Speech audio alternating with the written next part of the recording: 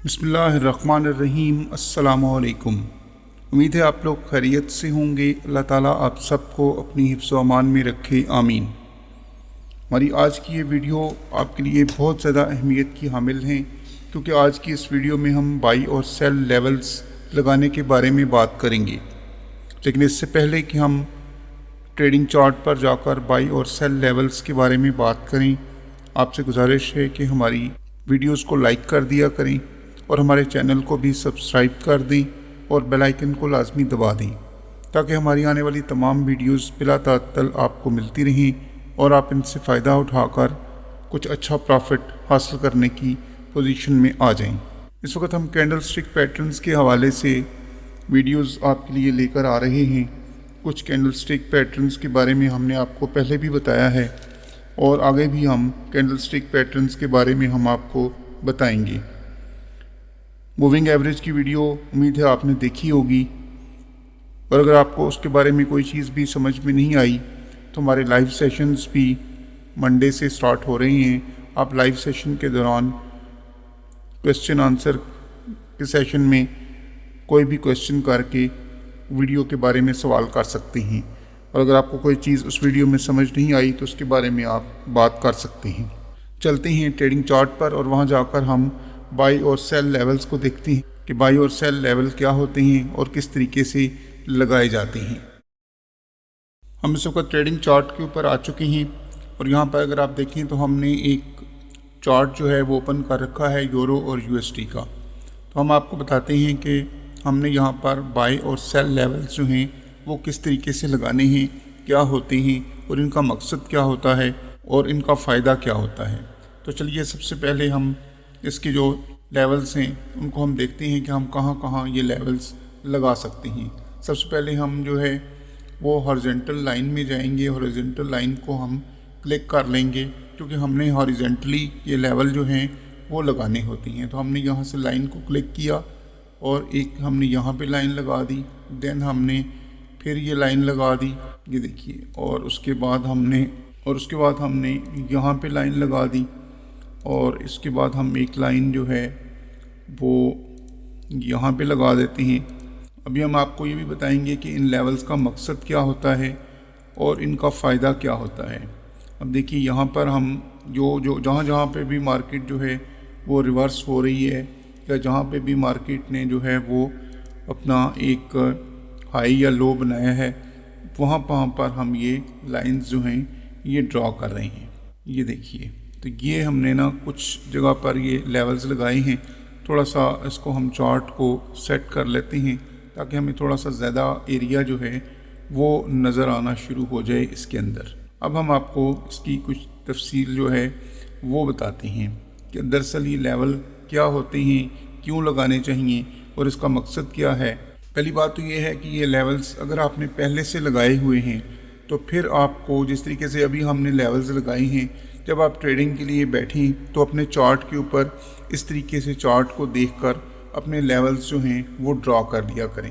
अब देखें यहाँ पर एक चीज़ और भी लगाई जा सकती है, उसको भी अगर हम पहले से ड्रॉ कर लें। ये देखिए, यहाँ से ये एक ट्रेंड लाइन जो है, ये देखिए, ये भी लेवल्स का ही एक हिस्सा होती है और हमने ये ट्रेंड लाइन भी यहाँ पर लगा दी है। अब ये लेवल जो है यहाँ पर ये देखिए कि ये वाला जो लेवल है ये हमारी सपोर्ट का काम कर रहा है। यहाँ पर भी ये वाला लेवल हमारी सपोर्ट का काम कर रहा है।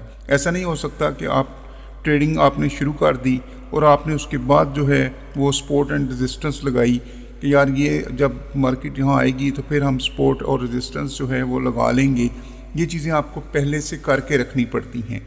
उसके लिए क्या होता है कि जो पिछली मार्केट जो होती है, गुज़श्ता जहाँ से मार्केट मूव करके आ चुकी होती है, उसके हाई और लोज़ को आपने मिलाना है और इस तरीके से आपने ट्रेंड लाइन लगानी है, और जहाँ जहाँ से मार्केट रिवर्स हुई है वहाँ पे आपने लाइंस जो हैं वो ड्रॉ करनी है। मिसाल के तौर पर यहाँ पे ये देखिए, ये मार्केट ने यहाँ से मार्केट रिजेक्ट हुई और ऊपर की तरफ गई, तो ये एक सपोर्ट बनाई मार्केट ने। यहाँ पर भी मार्केट ने सपोर्ट बनाई।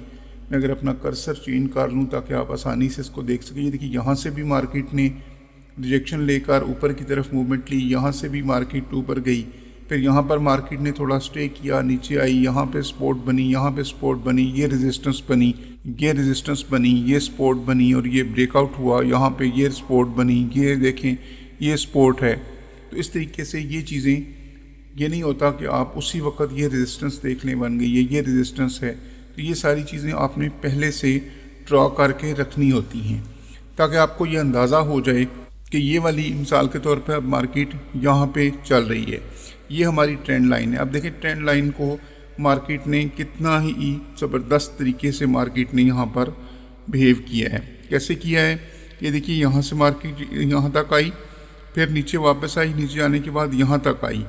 मार्केट यहाँ से ऊपर नहीं गई बल्कि मार्केट ने इस ट्रेंड लाइन से दोबारा रिजेक्शन ली और फिर ट्राई किया, फिर भी मार्केट इसको ब्रेक नहीं कर पाई और थर्ड टाइम मार्केट ने एग्रेसिव तरीके से इस ट्रेंड लाइन को ब्रेक किया। ना सिर्फ ब्रेक किया बल्कि इसको दोबारा से तकरीबन इस जगह तक रीटेस्ट भी किया और उसके बाद मार्केट जो है वो ऊपर की तरफ मूव हुई। अब देखें हमारे पास ये वाला जो लेवल है, ये वाली लाइन जो हमारी लगी हुई है, ये एक रेजिस्टेंस के ऊपर ये लाइन लगी हुई है।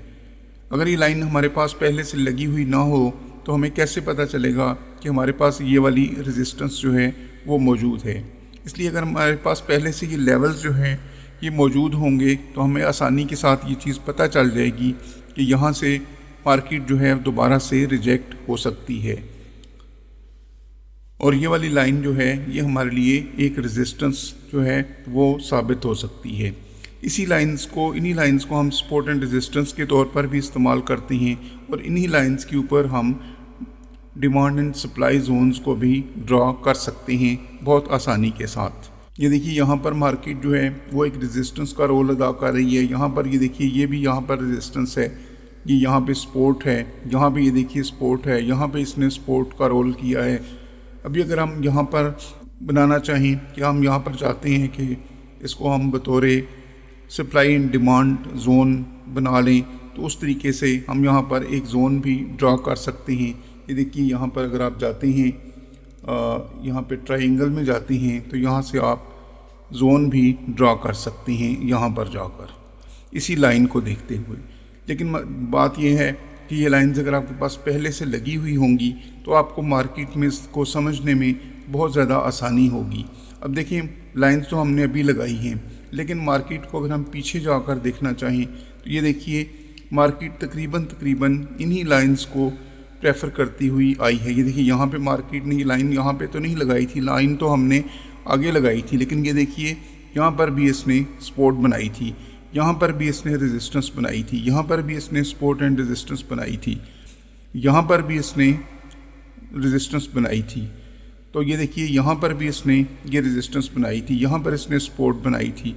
लाइंस तो हमने ड्रॉ की इस जगह पे बैठकर, लेकिन पिछले लेवल्स देखें बिल्कुल इन्हीं लाइनों के मुताबिक मार्केट जो है वो मूव करती हुई आई है। ये देखिए यहाँ पर मार्केट ने इसको सपोर्ट बनाया, यहाँ पर मार्केट ने इसको सपोर्ट बनाया, यहाँ पर रेजिस्टेंस बनाया, ये सपोर्ट बनी। तो ये चीज़ें अगर आपने ये लाइंस लगाई हुई होंगी तो आपको सप्लाई एंड डिमांड जोन बनाने में कोई इशू नहीं होगा, आपको सपोर्ट एंड रेजिस्टेंस को समझने में कोई इशू नहीं होगा। अब मिसाल के तौर पे अगर ये वाला हमारा एक बाइंग जोन अगर हम इसको कंसिडर करते हैं और इसको हम ग्रीन कलर में कर लेते हैं, ये देखिए यहाँ पर हमने इसको ग्रीन कर लिया है और इसको हमने इसका जो मिड है उसको भी ग्रीन कर लिया है। अभी हम एक और इसकी जो कॉपी बनाते हैं, इसको कंट्रोल C कंट्रोल V किया और इसको हम यहाँ पर ले आते हैं। अब देखिए यहाँ पर हमने इसको एक सेलिंग जोन जो है वो बनाना है, तो इसको हम रेड कलर में दे देते हैं और इसको हम येलो कलर में कर देते हैं। तो ये देखिए हमारे पास डिमांड एंड सप्लाई जोन जो हैं वो भी क्रिएट बनाने में कोई मसला नहीं बना। क्यों मसला नहीं बना कि हमारे पास जो है ये लेवल्स जो हैं वो ड्रॉ हुए थे, ये लाइंस ड्रॉ हुई थी।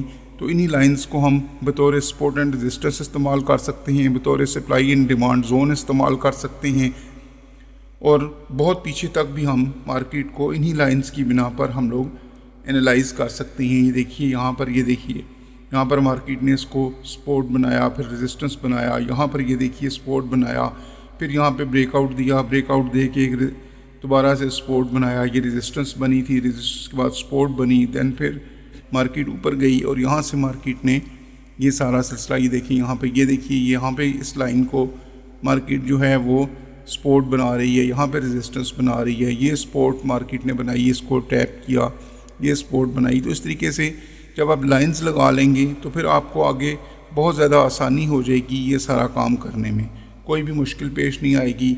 ना ही आपको सपोर्ट एंड रेजिस्टेंस को समझने में मुश्किल आएगी, ना ही आपको सप्लाई एंड डिमांड जोन्स को समझने में मुश्किल आएगी, और ना ही ट्रेंड लाइन को समझने में मुश्किल आएगी। तो ये बहुत ही अहम जुज़्व है प्राइस एक्शन मेथड का, और अगर आप प्राइस एक्शन मेथड को समझकर ट्रेड करेंगे तो इंशाल्लाह आपको नुकसान नहीं होगा। और आपने लाजमी तौर पर इन चीज़ों को फॉलो करना है। कैंडलस्टिक पैटर्न की वीडियोस आगे आ रही हैं, आप उनको अच्छे तरीके से देखें और उन पर अमल करें और कैंडलस्टिक पैटर्न्स को समझने की कोशिश करें। हमारे व्हाट्सएप ग्रुप का लिंक जो है वो डिस्क्रिप्शन में मौजूद है। इसके साथ साथ हमारा एक चैनल है, उसको भी हमने कंप्लीट कर लिया है, और उसका लिंक भी हम इस वीडियो के डिस्क्रिप्शन में दे देंगे ताकि आप उस चैनल को ज्वाइन करें।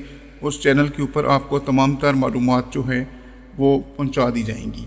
अब तक के लिए इतना ही, इजाज़त चाहूँगा। अल्लाह हाफ़िज़।